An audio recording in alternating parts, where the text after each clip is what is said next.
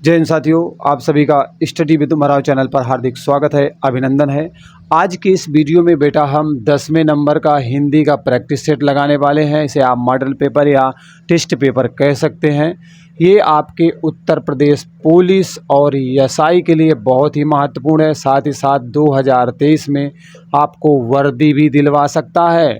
So don't skip the video. ज़्यादा कुछ मुझे नहीं कहना है। यहाँ पर टोटल नंबर आप क्वेश्चन बेटा कितने रहेंगे तो 50 रहने वाले हैं और आपको 45 प्लस स्कोर करना है। अगर यहाँ तक आप पहुँच रहे हैं तो उत्तर प्रदेश पुलिस और स्टार वाली एसआई की वर्दी आपकी प्रतीक्षा में है। अगर हौसलों से उड़ान करना है तो पढ़ना पड़ेगा और पढ़ोगे तभी तो आगे बढ़ोगे।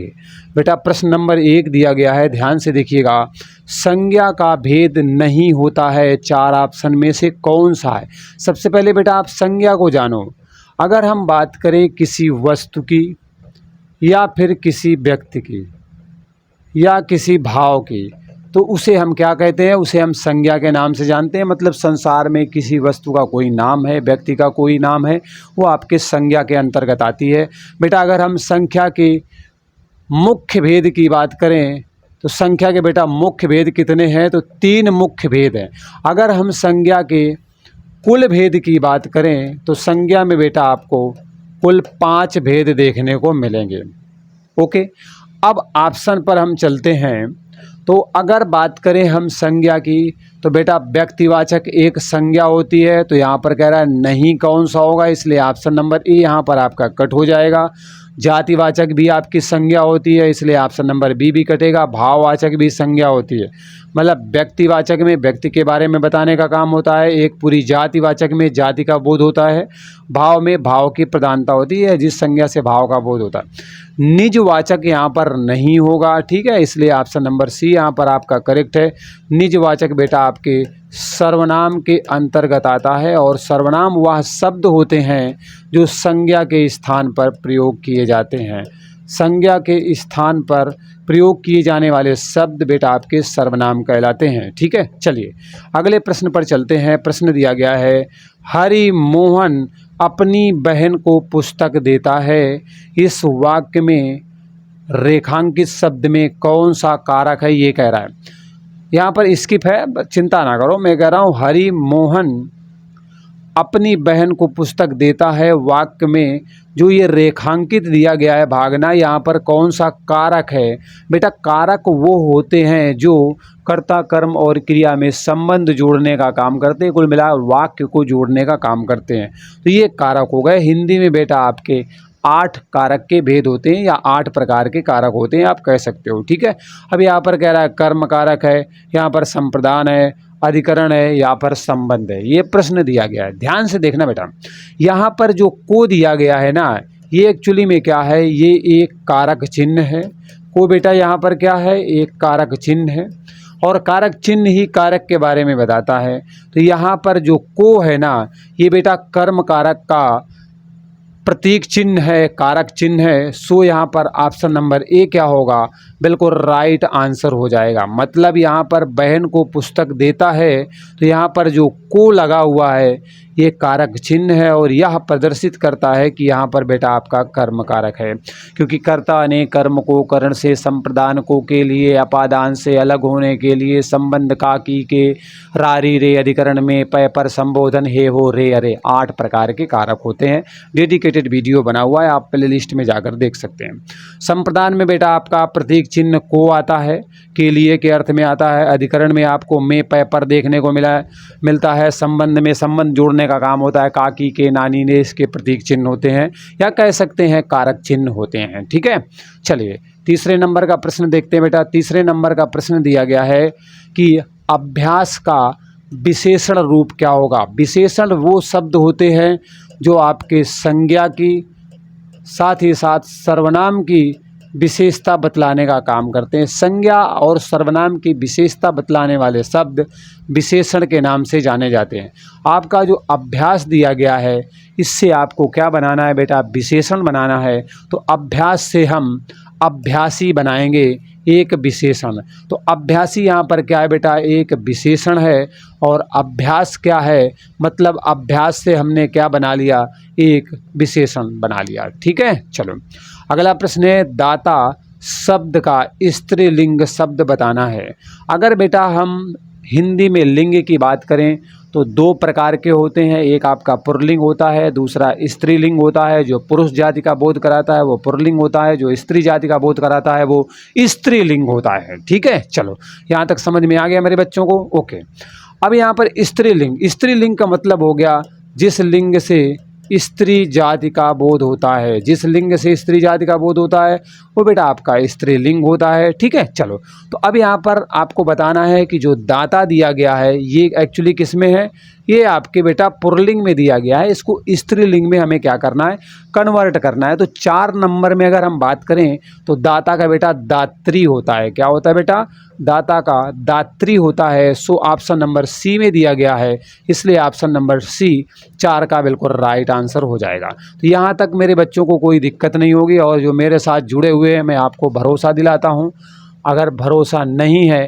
तो सारे सेटों को लगा लेना, अच्छे खासे सेट हैं और ईमानदारी से मैंने पढ़ाया है। मैंने फालतू की बकवास करके अनावश्यक समय बर्बाद बच्चों का नहीं किया, क्योंकि भैया एक एक मिनट कीमती है, क्योंकि वहाँ पर एक एक आधे नंबर से ही तो हम आगे पीछे होते हैं। अगला है बेटा प्रेरणार्थक क्रिया क्या है। क्रिया बेटा क्या होती है ना, कर्ता क्या कर रहा है ये बताने का काम आपकी क्रिया करती है। अब यहाँ पर कह रहा है प्रेरणार्थक क्रिया कौन सी है, इनमें से आपसे पूछी गई है कि जो प्रेरणा देने का काम कर रही है, प्रेरणा देने का काम कर रही है। बेटा यहाँ पर अगर हम बात करें प्रेरणार्थक क्रिया की तो वो गिरना तो नहीं है, गिरना तो आपकी क्रिया है, बोलना भी आपकी क्रिया है, करना भी आपकी क्रिया है। लेकिन अगर बात करें सुनाना तो ये सुनाना जो यहाँ पर है बेटा ये आपकी क्या है, प्रेरणार्थक क्रिया के अंतर्गत आती है। ओके, सुनाना किसके अंतर्गत आती है, प्रेरणार्थक क्रिया के अंतर्गत आती है। इस पर भाई ऑलरेडी डेडिकेटेड वीडियो मेरे बच्चों बना हुआ है। पुस्तक पढ़ी जाती है में कौन सा वाच्य है। बेटा अगर वाच्य की बात करें तो हिंदी में आपको 3 प्रकार के वाच्य मिलते हैं, एक कर्मवाच्य होता है, एक कर्तवाच्य होता है और भाववाच्य होता है। जिस वाच्य में कर्ता की प्रधानता होती है वो आपका कर्तवाच्य होता है, जिसमें कर्म की प्रधानता होती है वो कर्मवाच्य होता है, और जिस वाक्य में भाव की प्रधानता होती है वो बेटा भाववाच्य होता है। ठीक है, तो कर्त भी है, कर्म भी है, भाव भी है और अगला क्रियावाच्य, मतलब 4 यहाँ पर दिए गए, लेकिन वाच्य तो हमारे 3 होते हैं। तो 6वें नंबर का प्रश्न है, अब यहाँ पर आप कह रहे हो पुस्तक पढ़ी जाती है। अब यहाँ पर बेटा जो पुस्तक लिखी हुई है ना वो आपकी क्या है, कर्ता की अवस्था में यहाँ पर दी गई है। पुस्तक पढ़ी जाती है, किसके द्वारा पढ़ी जाती है भाई, राम के द्वारा, श्याम के द्वारा, मोहन के द्वारा, फलाने के द्वारा, किसी के भी द्वारा पढ़ी जाती है। तो यहाँ पर कह रहा है कौन सा वाच्य होगा, पुस्तक पढ़ी जाती है किसके द्वारा, किसके द्वारा पुस्तक पढ़ी जाती है। तो राम भी पुस्तक पढ़ सकता है, मोहन भी पढ़ सकता है, सोवन भी पढ़ सकता है। ठीक है, तो यहाँ पर पुस्तक आपका कर्ता मिलेगा, इसलिए यहाँ पर आपका क्या होगा, कर्तवाच्य हो जाएगा। ऑप्शन नंबर ए यहाँ पर आपका क्या होगा बेटा, करेक्ट हो जाएगा। ठीक है, चलो आगे बढ़ते हैं, अगले प्रश्न पर चलते हैं। अगला प्रश्न दिया गया है कि हिंदी में पूर्ण विराम का चिन्ह कौन सा है। यार पूर्ण विराम तो आप, मुझे लगता है कि छोटी क्लास से ही जब लिखना शुरू किया था तभी से आपने शुरू कर दिया था, और पूर्ण विराम इस तरीके से लगता है। सो ऑप्शन नंबर सी में दिया गया है। ठीक है, ऑप्शन नंबर सी में दिया गया है, तो यही राइट आंसर है। ज़्यादा कुछ बड़ा है इसलिए डी थोड़ा साइड में चला गया है, पर कोई बात नहीं, हमारा काम तो सी से चलना है, इसलिए चला लेंगे हम। ठीक है, अगला प्रश्न है बेटा, निम्नलिखित में से अव्यय कौन सा है। अव्यय, व्यय का मतलब होता है आप खर्च कर सकते हैं। व्यय अगर बात करें तो खर्च करना होता है, आप आय कितनी करते हैं, व्यय कितना करते हैं, मतलब खर्च कितना करते हैं। लेकिन आ लगा दिया गया है, मतलब खर्च नहीं कर सकते आप। लेकिन अगर हिंदी भाषा की बात करें तो व्यय का मतलब एक तरीके से बदलाव देखा जाता है कि आप बदलाव कर सकते हो कि नहीं, और यहाँ पर आ लगा देंगे मतलब आप बदलाव नहीं कर सकते हो, सीधी सी बात ही है। तो आपके सामने बेटा यहाँ पर 4 शब्द दिए गए हैं और आपसे पूछा गया है कि कौन सा अव्यय है। ठीक है, कौन सा अव्यय है ये आपसे पूछा गया है 8 नंबर के प्रश्न में। तो ध्यान से देखिएगा बेटा, यहाँ पर प्राचीन अव्यय नहीं है, बदलाव किया जा सकता है। मोटा भी नहीं है, अगर बात करें गरीब की तो गरीब भी नहीं है। लेकिन अगर अव्यय की बात करें और आपका क्या है, अव्यय है, इसलिए इसका राइट आंसर क्या हो जाएगा, ऑप्शन नंबर डी। अव्यय आपका और है, इसे आप चेंज नहीं कर सकते, ठीक है। बाकी क्योंकि कोई आपका इसमें क्या है, विशेषण है, तो कोई आपका संज्ञा है, तो कोई आपका विशेषण है, इनमें आप परिवर्तन कर सकते हो, बदलाव कर सकते हो। मतलब आपके जो विकारी शब्द होते, अविकारी शब्द जो होते हैं ना, वो अव्यय कहलाते हैं। लेकिन जो विकारी शब्द होते हैं, जैसे कि संज्ञा हो गया, सर्वनाम हो गया, क्रिया हो गया, विशेषण हो गया, इनमें आप विकार पैदा कर सकते हो ना। ये इन्हीं में से आपके ऑप्शन दिए गए हैं तीनों, और ऑप्शन नंबर डी ऐसा है जिसमें आप बदलाव नहीं कर सकते, तो ये आपके अविकारी में आता है, और अविकारी आपके अव्यय कहलाते हैं, ठीक है। तो बस यहाँ पर आपको बेटा समझ में आ गया। 9 नंबर का प्रश्न दिया गया है कि लड़के ने पुस्तक पढ़ी है। ऐसा वाक्य दिया गया है कि लड़के ने पुस्तक पढ़ी है, वाक्य में काल कौन सा है। बेटा काल का मतलब होता है समय। काल का मतलब क्या होता है बेटा, समय। तो काल का मतलब तो समय हो गया। अब यहाँ पर कह रहा है लड़के ने पुस्तक पढ़ी है, तो यहाँ पर पढ़ी है लगा हुआ है। अगर है के हिसाब से हम देखें तो आपका वाक्य किस में जा रहा है, वर्तमान काल में जा रहा है। अब वर्तमान काल में क्या है कि लड़का पुस्तक को एक्चुअली पढ़ी है, मतलब पढ़ चुका है। तो सामान्य वर्तमान तो यहाँ पर है नहीं, पूर्ण वर्तमान जरूर है, इसलिए ऑप्शन नंबर बी यहाँ पर क्या होगा, बिल्कुल राइट है। क्योंकि बच्चे ने क्या किया है, पुस्तक को पढ़ करके समाप्त कर दिया है, काम को पूरा कर चुका है यहाँ पर। तो इसलिए यहाँ पर पूर्ण वर्तमान है। संदिग्ध वाली बात यहाँ पर है नहीं कि नहीं पढ़ा, पढ़ा है कि नहीं पढ़ा है, पढ़ा होगा कि नहीं होगा, ऐसी अवस्थाएं नहीं है। इसलिए ऑप्शन नंबर बी यहाँ पर आपका करेक्ट हो जाएगा, ठीक है। अगला सवाल है बेटा आपके सामने 10 नंबर का, निम्नलिखित वाक्य का शुद्ध पदक्रम क्या होगा, ये आपको बताना है। वाक्य का शुद्ध पदक्रम क्या होगा, ये आपको वाक्य में बताना है, ठीक है।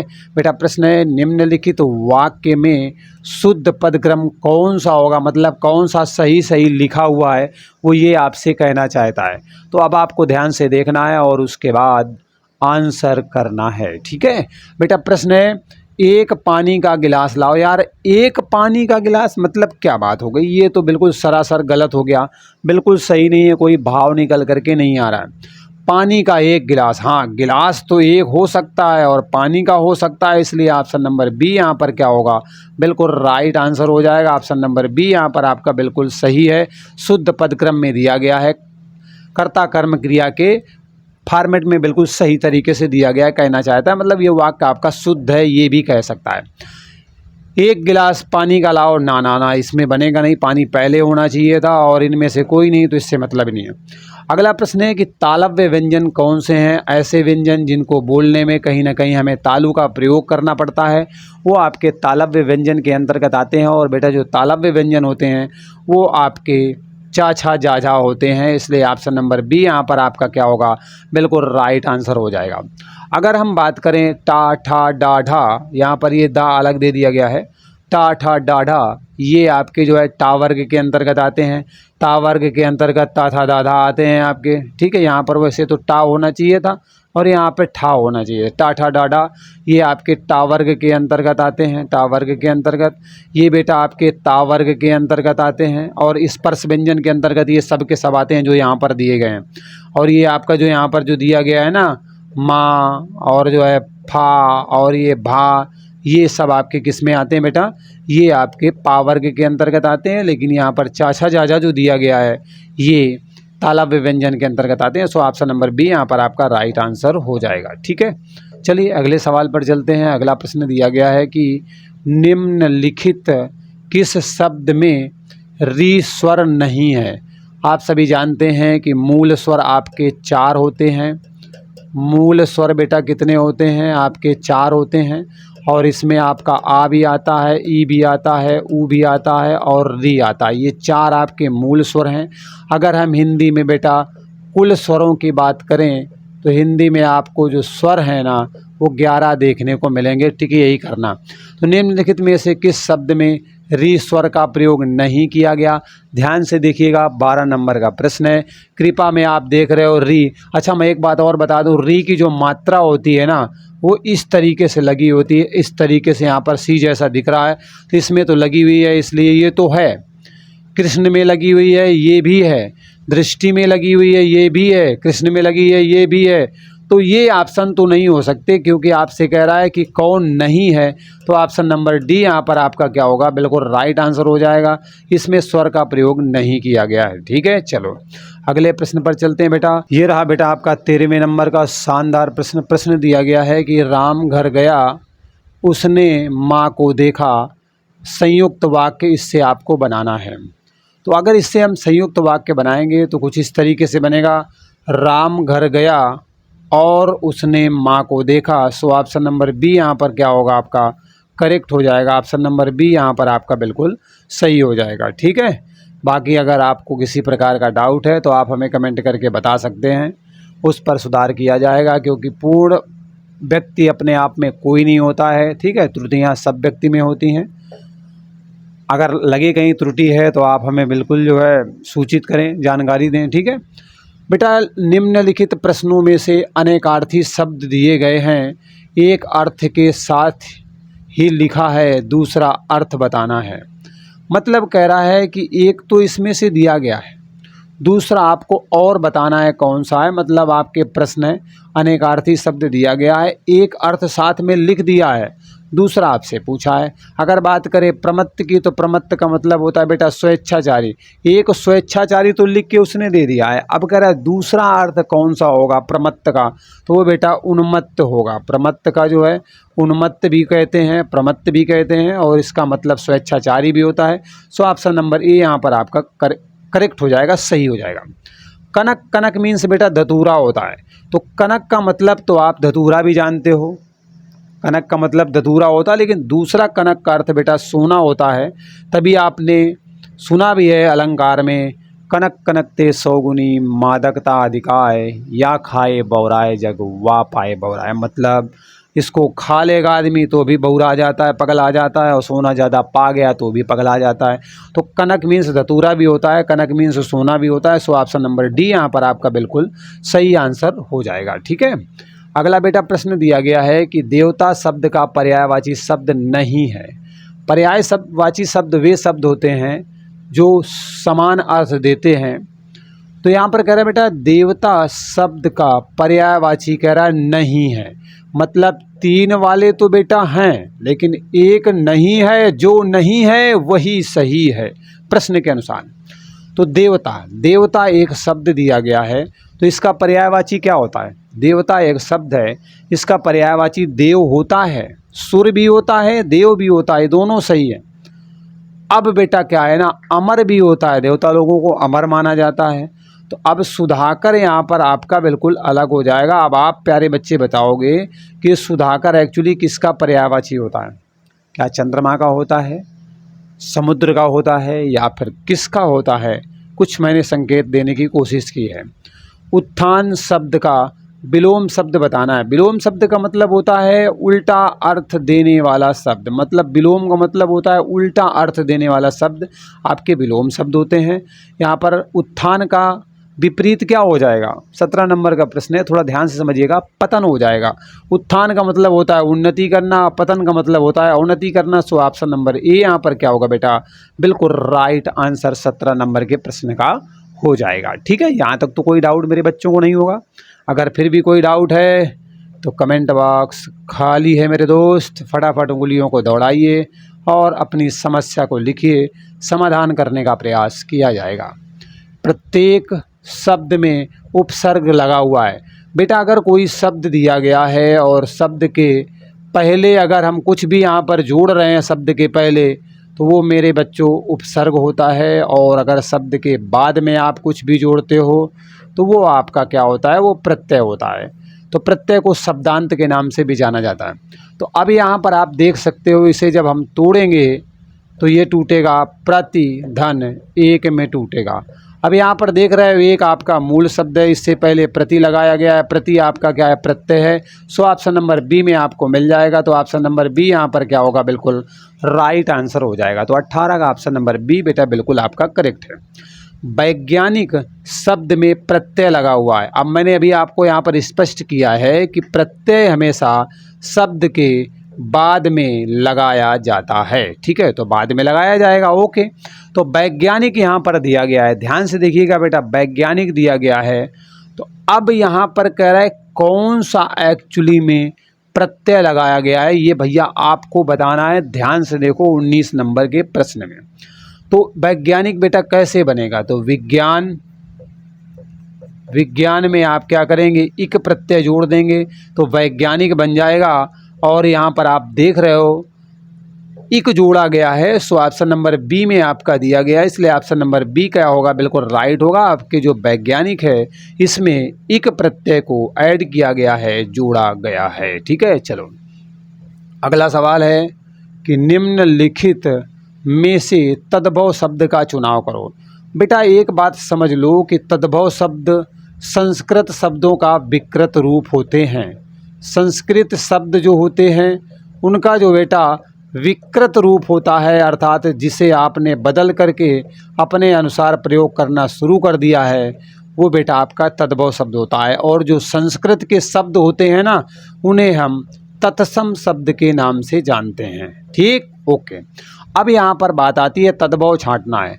बेटा 20 नंबर के प्रश्न में जो कपूर दिया गया है ये आपका तद्भव शब्द है, क्योंकि ये आपका क्या है, ये आपका तद्भव शब्द है। अगर हम बात करें इसके तत्सम की तो वो बेटा कर्पूर होता है।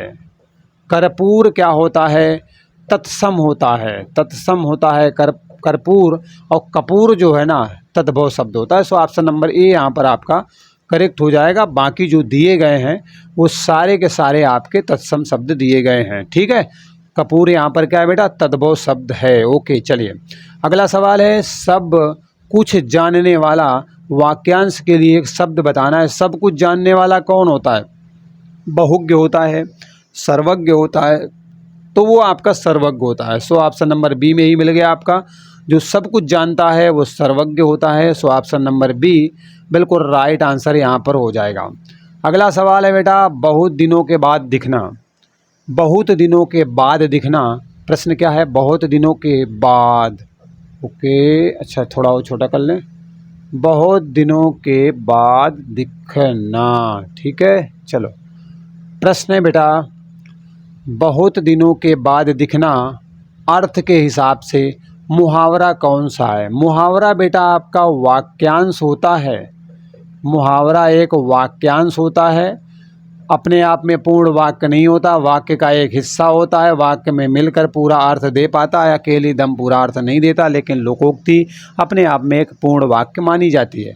तो बहुत दिनों बाद दिखना मतलब कोसों दूर होना। तो भैया 22 नंबर के में कोसों दूर होना तो नहीं है, ऑप्शन नंबर ए कट हो जाएगा। गुदड़ी का लाल होना नाना, अब का तब होना नाना, बिल्कुल ईद का चांद होना। बोले भैया तुम तो ईद के चांद हो गए हो, आजकल शादी हो गई नजर ही नहीं आते हो, है ना।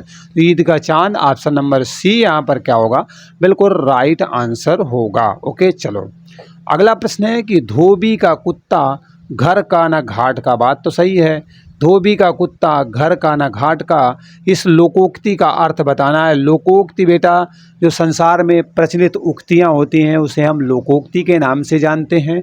और लोकोक्ति अपने आप में एक पूर्ण वाक्य होती है। ठीक है, लोकोक्ति बेटा अपने आप में एक पूर्ण वाक्य होती है। तो यहाँ पर कह रहा है धोबी का कुत्ता घर का न घाट का। इसका मतलब है ऑप्शन नंबर डी, गधा बनना तो है नहीं, हेरा फेरी है नहीं, घर जाना है नहीं, कहीं ठौर ठिकाना ना होना। खुद ही सोचो यार, ना घर का है मतलब घर में भी ठौर नहीं है, घाट में भी ठौर नहीं है, अब जाए तो कहाँ जाए, मतलब कहीं ठौर ठिकाना नहीं है। सो ऑप्शन नंबर डी यहाँ पर आपके 23 नंबर के प्रश्न में बिल्कुल राइट आंसर हो जाएगा। ठीक है, चलिए 24 नंबर का प्रश्न बेटा आपके सामने आ गया है और इसे ज़रा ध्यान से आप सभी देखिएगा जिससे कि आंसर कर पाओ, कोई डाउट ना हो आप सभी को। प्रश्न दिया गया है कि निम्नलिखित में से अशुद्ध वाक्य का चुनाव करना है। मतलब इसमें से 3 वाक्य आपके शुद्ध दिए गए हैं, एक वाक्य आपका अशुद्ध दिया गया है और जो अशुद्ध है वही आपका आंसर है, ये ध्यान रखना बेटा। 24 नंबर का प्रश्न है, ध्यान से देखिएगा। प्रश्न है कृष्ण जी के अनेकों नाम है। बेटा अनेकों होता ही नहीं है, क्योंकि अगर हम बात करें एक की तो एक का जो बहुवचन होता है वो अनेक होता है। अब अनेक जब खुद अपने आप में बहुवचन है तो बहुवचन को बहुवचन बनाने की आवश्यकता है ही नहीं, इसलिए एक का अनेक होता है। यहाँ पर एक गलत लिखा हुआ है तो भैया आगे बढ़ने की आवश्यकता नहीं है। ऑप्शन नंबर ए ही आपका यहाँ पर क्या है, गलत है। लेकिन भैया गलत वाला ही पूछा गया है, सो ऑप्शन नंबर ए क्या होगा, बिल्कुल सही है। बाकी तो सब छोड़ दो, जब हमारा आंसर मिल गया तो आगे हम बढ़ेंगे नहीं। निम्नलिखित में से कौन सा शब्द तत्सम शब्द है? संस्कृत के शब्द जिनका ज्यों का त्यों हम हिंदी में प्रयोग करते हैं वो आपके तत्सम शब्द होते हैं। तो ज्यों का त्यों प्रयोग करेंगे भैया हिंदी में तो वो आपके तत्सम कहलाएंगे। तो पकड़ लेते हैं, यहाँ पर मुमुक्ष लिखा हुआ है, सो ऑप्शन नंबर ए आपका बेटा तत्सम शब्द है। बाकी आपके तद्भव शब्द दिए गए हैं, ठीक है। सो ऑप्शन नंबर ए आपके 25 में बिल्कुल राइट आंसर हो जाएगा, बिल्कुल सही आंसर हो जाएगा। अगला सवाल बेटा आपके सामने आ चुका है, ध्यान से देखिएगा। हम बड़ा कर लें फिर बाद में छोटा कर लेंगे। बेटा प्रश्न है कि स्वर संधि का उदाहरण कौन सा है? बेटा मैंने आज का जो वीडियो बना रहा हूँ ना, इसे जस्ट पहले मैंने वीडियो आप सभी को दिया हुआ है, उसमें मैंने स्वर संधि के बारे में और संधि के बारे में पूरा विस्तार से बताया है, एक एक पॉइंट को कवर करते हुए बताया। एक बार वीडियो देख लोगे ना तो कैसे आंसर को काट करके निकालना है आपके प्रश्न में से ये सीख जाओगे। ये हुनर मैंने सिखाने की कोशिश की है, शॉर्टकट भी वहीं पर बता दिया है। तो स्वर संधि बेटा आपकी क्या होती है? तो स्वर के बाद में, स्वर के बाद, अच्छा एक बात बताओ, संधि तो जानते हो ना? संधि बेटा दो समीपवर्ती वर्णों का मेल होती है। दो समीपवर्ती वर्णों का मेल क्या होता है? वो बेटा आपकी संधि होती है। मतलब संधि दो समीपवर्ती वर्णों का मेल होती है। अब उसी में से क्या है ना, दो समीपवर्ती वर्णों में आपका स्वर आएगा, स्वर के बाद में फिर स्वर आएगा, दोनों का क्या होगा, मेल होगा, उसके बाद विकार या परिवर्तन होगा, तो वहाँ पर जो संधि बनेगी वो स्वर संधि बनेगी। मोटी मोटी भाषा में समझना है, स्वर के बाद में स्वर आता है, उसके बाद विकार या परिवर्तन होता है, तो वहाँ पर आपको स्वर संधि मिल जाती है। अब यहाँ पर ऑप्शन दिए गए हैं कि एक्चुअली में भैया कौन सी ना स्वर संधि के अंतर्गत आती है। 26 नंबर का प्रश्न है, ध्यान से समझना।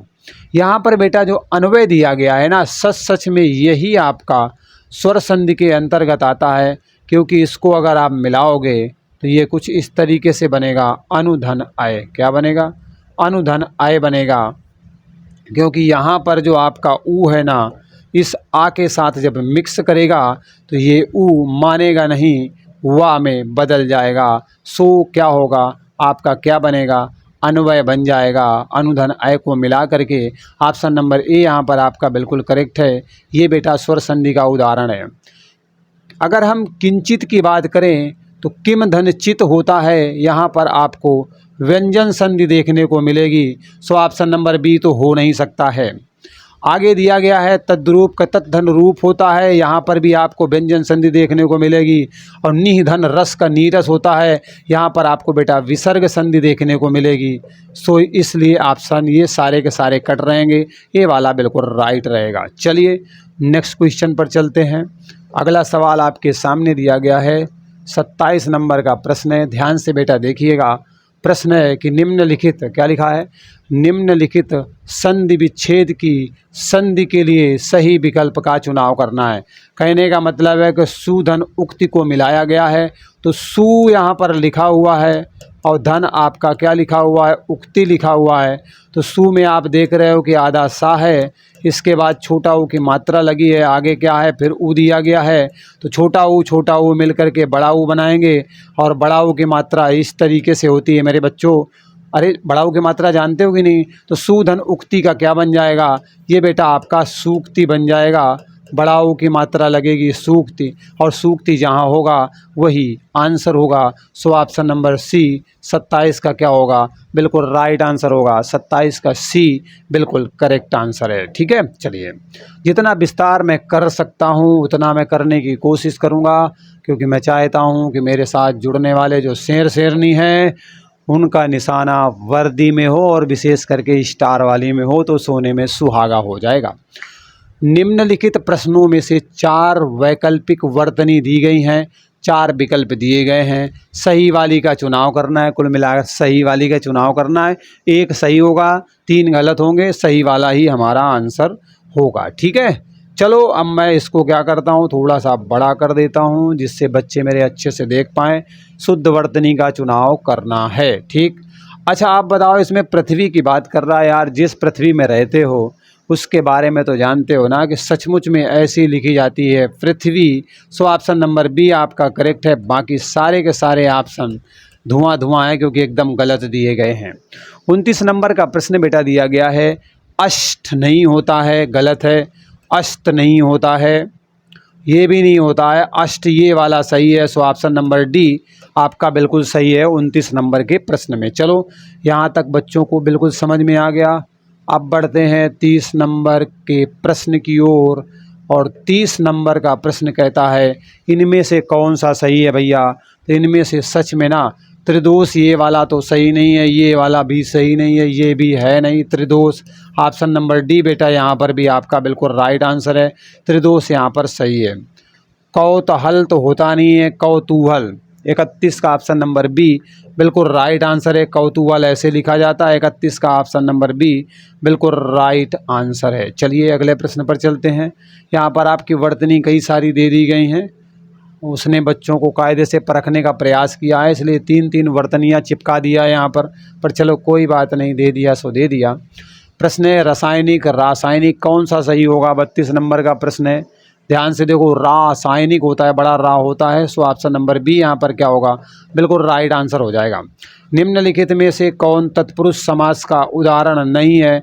मतलब आप सभी जानते हो कि तत्पुरुष समास एक समास का भाग होता है, ठीक है। तो कह रहा है तत्पुरुष समास के उदाहरण कौन से नहीं हैं।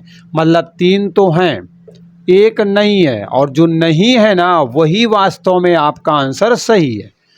तो समझ में आया। तो अब कह रहा है राजकुमार। राजकुमार को अगर तोड़ोगे तो राजा का कुमार आएगा और यहाँ पर आपका क्या मिलेगा, तत्पुरुष समास मिलेगा। तत्पुरुष समास 33 में मिलेगा। दूसरा कह रहा है कि यज्ञवेदी, इसमें भी तत्पुरुष समास मिलेगा। सो ऑप्शन नंबर ये भी कट हो जाएगा। ग्रामवासी, ग्राम में वास करने वाला, इसमें भी मिलेगा, इसमें भी मिलेगा। सो ऑप्शन नंबर कौन सा होगा आपका, बिल्कुल राइट आंसर होगा सी, आजन्म, मतलब जन्म से।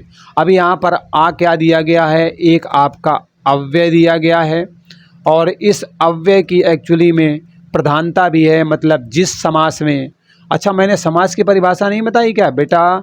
2 या 2 से अधिक पद या 2 या 2 से अधिक शब्द जब मिलकर किसी नए पद का जन्म देते हैं, नए पद का निर्माण करते हैं, तो वो आपका समास होता है। समास को जब हम तोड़ देते हैं तो समास विग्रह के नाम से जाना जाता है।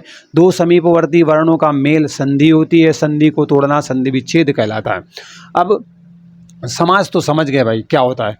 अब आ क्या है, यहाँ पर अव्यय है और ये अव्यय जो है आपका पूर्व पद है आजन्म में। और जिस समास में पूर्व पद की प्रधानता होती है, जिस समास में पूर्व पद की प्रधानता होती है, जिस समास में पूर्व पद की प्रधानता होती है, साथ ही साथ में पूर्व पद अव्यय होता है, वहाँ पर अव्ययी भाव समास होता है। तो यहाँ पर आजन्म में बेटा आपको अव्ययी भाव समास देखने को मिलेगा, ठीक है। तो ऑप्शन नंबर सी आपका बिल्कुल राइट आंसर है। मैं विस्तार थोड़ा इसलिए दे देता हूँ कि बच्चों को मेरे समझ में आ जाए, बाकी इस पर मैंने डेडिकेटेड वीडियो बनाया हुआ है। अब सोचो कि यहाँ प्रश्न उत्तर के साथ मैं इतना विस्तार कर रहा हूँ, तो अब ये सोच के देखो जो डिटेल की क्लास होगी उसमें क्या हुआ होगा भाई। तो समझ सकते हो क्या हुआ होगा, मतलब सब कुछ हो गया होगा। सद्भावना शब्द में समास कौन सा है, तो 2 पदों का मेल समास होता है, ठीक है। सद्भावना, सद्भावना शब्द में समास कौन सा है, क्या यहाँ पर अव्ययी भाव है, तत्पुरुष है, द्विगु है या फिर कर्मधारय है। 34 नंबर का प्रश्न है, बहुत शानदार है, कंफ्यूज कर देगा। यहाँ पर बेटा कर्मधारय समास है। ऐसे शब्दों में कर्मधारय समास होता है। ऑप्शन नंबर सी बिल्कुल राइट आंसर है। जिस समास में पूर्व पद अव्यय हो उसकी प्रधानता हो, अव्ययी भाव समास होता है। तत्पुरुष समास में उत्तर पद की प्रधानता होती है। द्विगु समास में पूर्व पद संख्यावाची विशेषण होता है।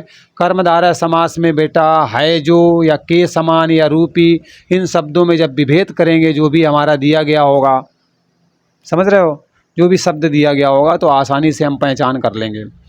ओके, अगला सवाल है बेटा आपके सामने कि मन रे तन कागज का पुतला, लगे बूंद बिनस जाए छिन में, गर्व करे क्या इतना। अरे क्या बात है भाई, इसमें कह रहा है मन रे तन कागद का पुतला, लगे बूंद बिनस जाए छिन में, गर्व करे क्या इतना।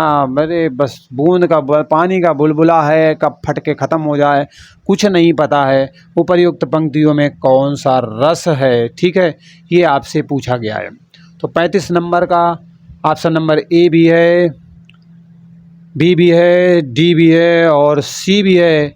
प्रश्न 35 नंबर भी है। सो ऑप्शन नंबर यहाँ पर डी है। बड़े शांत मन से कहा गया है कि भैया अकेले घर में जाना, चुपचाप बैठ जाना, विचार विमर्श करना, सब कुछ समझ में आ जाएगा कि ये जो मन रे तन कागज का पुतला, लगे बूंद बिनस जाए छिन में, गर्व करे क्या इतना, कब भैया चला जाए शरीर, मन की भी ऐसी तैसी हो जाएगी।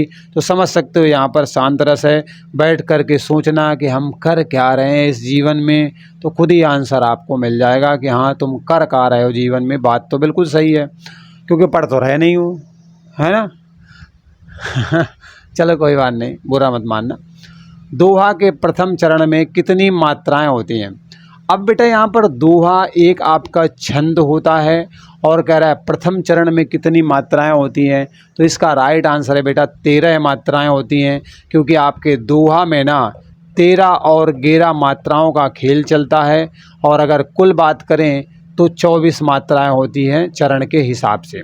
दूसरी बात, अगर हम बात करें दोहा का बेटा उल्टा जो होता है ना, वो बेटा सोरठा होता है, और सोरठा भी आपसे परीक्षा में बहुत पूछा जाता है। यहाँ पर मात्राओं का 11 और 13 का तिकड़म चलता है, मतलब 13 और 11 का तिकड़म दोहा में चलता है, 13 मात्राओं का तिकड़म आपके जो है सोरठा में चलता है। तो चलो यहाँ तक ये बात क्लियर हो गई। अगला सवाल मेरे सूरवीरों दिया गया है कि निम्न में से कौन सा सादृश्य मूलक अलंकार नहीं है। फंसा देगा आपको, नहीं है कह रहा है, 3 भैया हैं वाले, एक कह रहा है नन्नारे नन्नारे, और वही कह रहा है आंसर है भाई, आंसर है। उपमा, रूपक, उत्प्रेक्षा या फिर विशेषोक्ति। सादृश्य मूलक की बात कर रहा है, 37 नंबर का सवाल है मेरे प्यारे बच्चों। विशेषोक्ति अलंकार आपके सादृश्य मूलक अलंकार का हिस्सा नहीं है, क्योंकि उपमा अलंकार के जहाँ उपमा देने का काम होता है, रूपक अलंकार, उत्प्रेक्षा अलंकार, ये सादृश्य मूलक अलंकार के अंतर्गत आते हैं।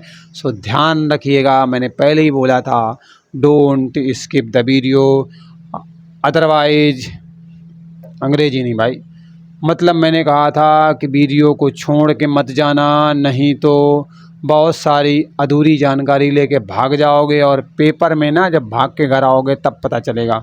रिक्त स्थानों की पूर्ति करना है, खाली जगह भरना है। दूध जमाने पर दही के रूप में क्या हो जाता है, क्या परिणत होता है, परिणति होता है, परिणीत होता है, या फिर परिणत हो जाता है। 38 नंबर का प्रश्न है। तो बेटा एक्चुअली क्या होता है ना, दूध को जब हम जमाते हैं तो दही के रूप में परिणत हो जाता है। सो ऑप्शन नंबर बी यहाँ पर आपका क्या होगा, बिल्कुल सही है, मतलब बदल जाता है, कहने का मतलब ये है। कर का अर्थ नहीं होता। आप देखो यहाँ पर 3 एक्चुअली हाँ हाँ हैं, एक कह रहा है नन्ना रे नन्ना, और नन्ना रे वाला ही हमारा क्या है, आंसर है। तो कर का अर्थ बेटा क्या होता है, कर का मतलब क्या होता है, तो ध्यान से देखना। कर का अर्थ कह रहा नहीं होता, तो कर मीन्स एक तो हाथ होता है, सही बात है, टैक्स भी होता है, बिल्कुल सही बात है, और कर मीन्स क्या होता है आपका, सूर्य भी होता है क्या, कि किरण होती है। कर मीन्स क्या होती है, सूर्य होता है कि किरण होती है। 39 नंबर का प्रश्न है, ध्यान से बताना। अब कर मीन्स क्या होता है, सूर्य होता है या फिर किरण होती है, ये जल्दी से बताओ।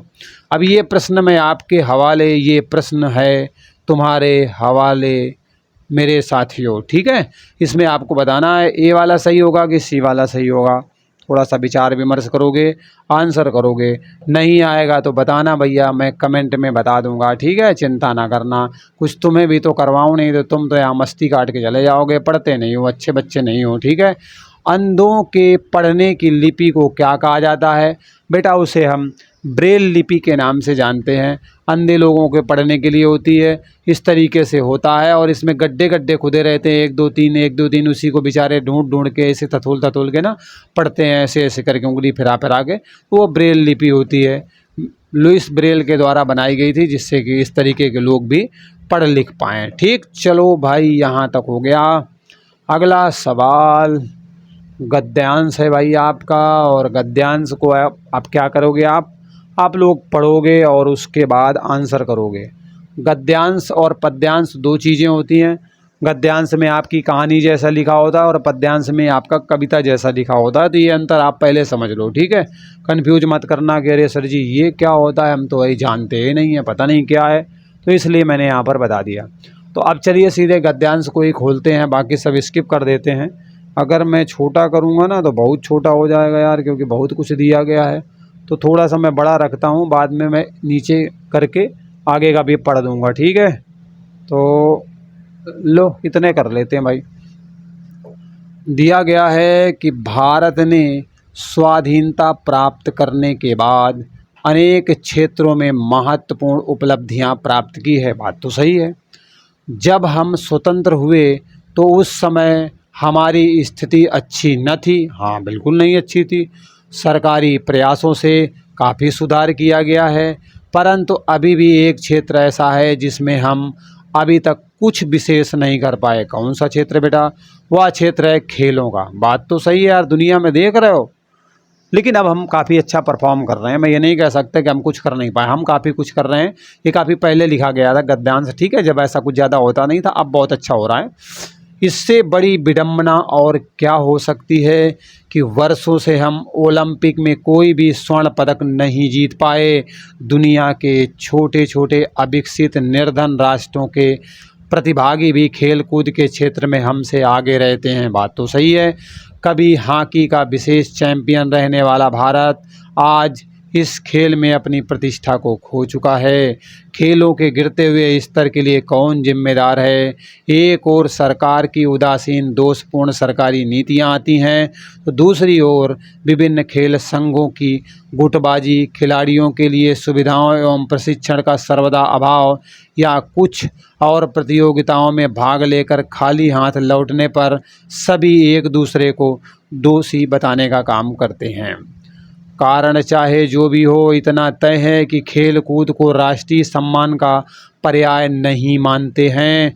अभाव प्रतियोगिताओं का नहीं, अभाव है तो लगन का, प्रोत्साहन का, संकल्प का और मुंह तोड़ जवाब देने वाले जीवट वीर बहादुर जवानों का। तो भाई दमदार है। पढ़ के तो रोंगटे खड़े हो गए कि यार मतलब बात बात में गजब बेइज्जती की गई है यहाँ पर, और बात देखा जाए दूसरे नज़रिए से तो बिल्कुल सही भी है। अब मैं आपको हमेशा बताता हूँ कि पहले आप क्या किया करो, प्रश्न पढ़ लिया करो, फिर गद्यांश पढ़ा करो, आंसर करने में आसानी होती है। बेटा उपर्युक्त गद्यांश का शीर्षक क्या हो सकता है? क्या हो सकता है शीर्षक उपर्युक्त गद्यांश का? ये आप सभी को क्या करना है, बताना है मेरे प्यारे बच्चों, ठीक है। तो अब ध्यान से देखो यहाँ पर क्या बताया गया है। खेलों का गिरता हुआ स्तर बताया गया है। स्वतंत्रता प्राप्ति की बात नहीं है, ओलंपिक पदक की बात नहीं है, राष्ट्रीय प्रतियोगिताओं की बात नहीं है। खेलों का गिरता हुआ स्तर पर चिंता प्रदर्शित की गई है हमारे राइटर के द्वारा। सो ऑप्शन नंबर बी यहाँ पर आपका क्या होगा, बिल्कुल राइट आंसर हो जाएगा, ठीक है। 42 नंबर का सवाल दिया गया है कि खेलों के गिरते स्तर का कारण कौन सा नहीं है। मतलब 3 तो कारण हैं, लेकिन चौथा वाला कारण नहीं है, और नहीं है वही आपका सही है। तो खेलों के गिरते स्तर का कारण नहीं है। 42 नंबर का प्रश्न है। तो दोषपूर्ण नीतियां, ये तो भैया कारण में है। संघों की गुटबाजी भी है, सुविधाओं का अभाव भी है। खेलों के लिए राष्ट्रीय सम्मान, ये कारण नहीं है। सो ऑप्शन नंबर डी 42 का क्या होगा, बिल्कुल राइट आंसर हो जाएगा, ठीक है। चलो अगला प्रश्न यहीं पर निपटा देते हैं। उपर्युक्त गद्यांश के अनुसार राष्ट्र की उपलब्धियों में नहीं है। मतलब 3 उपलब्धियों में शामिल है और 1 उपलब्धियों में नहीं है। जो नहीं है वही सही है। तो उपर्युक्त गद्यांश में राष्ट्र की उपलब्धियों में कौन नहीं है भैया? 43 नंबर का प्रश्न है। तो पहला तो शिक्षा तो है, स्वास्थ्य भी है, कृषि भी है, लेकिन खेल नहीं है। सो ऑप्शन नंबर सी यहाँ पर क्या होगा, बिल्कुल करेक्ट हो जाएगा, क्योंकि खेल के बारे में ही राइटर के द्वारा, लेखक के द्वारा इस पूरे गद्य में बताया गया है, ठीक है। चलो अगला सवाल है आपके सामने, ध्यान से देखना मेरे प्यारे बच्चों।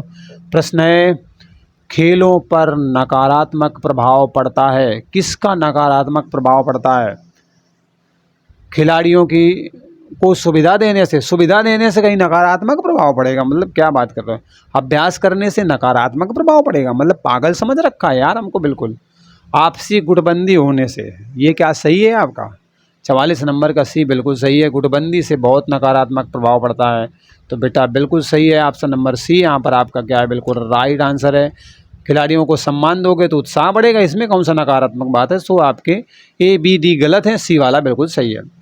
खेलों में निर्धन राष्ट्र भी हमसे आगे निकल गए हैं क्योंकि वहाँ पर क्या है, आपसी गुटबंदी है। ऐसा हो पाया, गुटबंदी होती तो कुछ ना हो पाता। ऑप्शन नंबर ए तो बिल्कुल कट हो गया। दूसरा कह रहा है खिलाड़ियों की उपेक्षा की जाती है, उपेक्षा करेंगे तो खिलाड़ी आगे बढ़ ही ना पाएंगे। दोषपूर्ण नीतियाँ होंगी तो भी कुछ नहीं होने वाला। खेलों को राष्ट्र सम्मान का दर्जा दिया जाता है, राष्ट्र का सम्मान खेलों से ही होता है। मेडल लेके आते हैं, दुनिया को पता चलता है कि अरे हम भी तो देश हैं भाई कोई, तो ये कहने का मतलब है। सो ऑप्शन नंबर डी यहाँ पर आपके 45 का बिल्कुल राइट आंसर हो जाएगा। अगला बेटा प्रश्न दिया गया है कि, हाँ ठीक है, प्रश्न है अंधेर नगरी नाटक के रचयिता कौन है? अंधेर नगरी किसके द्वारा लिखी गई है? 46 नंबर का प्रश्न है। तो बेटा अंधेर नगरी चौपट राजा टके शेर बाजी टके शेर खाजा। अंधेर नगरी मतलब भारतेंदु हरिश्चंद्र। भारतेंदु हरिश्चंद्र मतलब एक युग का नाम है। इतनी सारी रचनाएं इन्होंने की है ना कि एक पूरा भारतेंदु युग ही बना दिया गया, तो समझ सकते हो बहुत रचनाएं की है इन्होंने। भारत दुर्दशा, भारत वर्षोन्नति कैसे हो सकती है, बहुत पूछी जाती है। जयशंकर प्रसाद की रचनाएं भी बहुत शानदार हैं भाई, एक से बढ़ के एक बढ़िया। कामायनी आंसू झरना लहर तो मोस्टली पूछी जाती है। नाटक स्कंदगुप्त बहुत पूछा जाता है। मोहन राकेश का रचना तो आप एक बता देना, ठीक है। अगला सवाल है देवदास उपन्यास पर 3 बार फिल्म बन चुकी है। उपन्यासकार का भैया क्या नाम है कि 3 बार मूवी बनाई गई देवदास पर? तो सही आंसर है ना, देवदास की जो फिल्म है इसके उपन्यासकार कौन है? शरत Chandra Chattopadhyay. Option number B यहाँ पर आपका क्या है, 47 का बिल्कुल करेक्ट है। शरत चंद्र चट्टोपाध्याय हैं देवदास उपन्यास के कौन? उपन्यासकार, मतलब इन्हीं के द्वारा यह उपन्यास लिखा गया है। देवदास मूवी देखी नहीं देखी तो देख लेना, समझ रहे। निम्नलिखित कवियों में से गांधी जी ने किस कवि को राष्ट्र कवि बोला है? किसने? गांधी जी ने, मतलब ये गांधी जी हैं राष्ट्रपिता। कौन है? राष्ट्रपिता हैं गांधी जी। अब बोले क्या हैं? राष्ट्र कवि बोले हैं। किसको बोले हैं? ये 4 ऑप्शन आपके सामने दिख रहे हैं। तो राइट आंसर बेटा मैथिली शरण गुप्त को राष्ट्र कवि बोला गया है महात्मा गांधी जी के द्वारा। महादेवी वर्मा को बेटा आधुनिक युग की मीरा कहा जाता है। आधुनिक युग की मीरा किसको कहा जाता है? कि मीरा बेटा कहा जाता है महादेवी वर्मा को। गिल्लू बहुत अच्छा उपन्यास है इनका, इनकी रचना है। और साथ ही साथ में अतीत के चलचित्र भी है। स्मृति की रेखाएं भी बहुत पूछी जाती है। जयशंकर की तो मैंने बताया था, कामायनी आंसू झरना लहर स्कंदगुप्त, है ना। सुमित्रा नंदन पंत की रचना आप बताओ। बीड़ा वाणी बल्लभ युगांत युगवाणी, ये सब शायद इन्हीं की रचनाओं में से आती हैं, ठीक है। चलो भाई ये प्रश्न भी आपका समाप्त होता है। अगला प्रश्न हमें लगता है कुछ ज़्यादा बड़ा हो गया क्या भाई, कहाँ गया? आ जाओ आ जाओ आ जाओ, ये है। थोड़ा छोटा हो जा भाई, बहुत बड़ा हो गया है, बच्चे परेशान हो जाएंगे कि इतना बड़ा, ओ माय गॉड। चलो छोटा कर दिया भाई, ठीक है।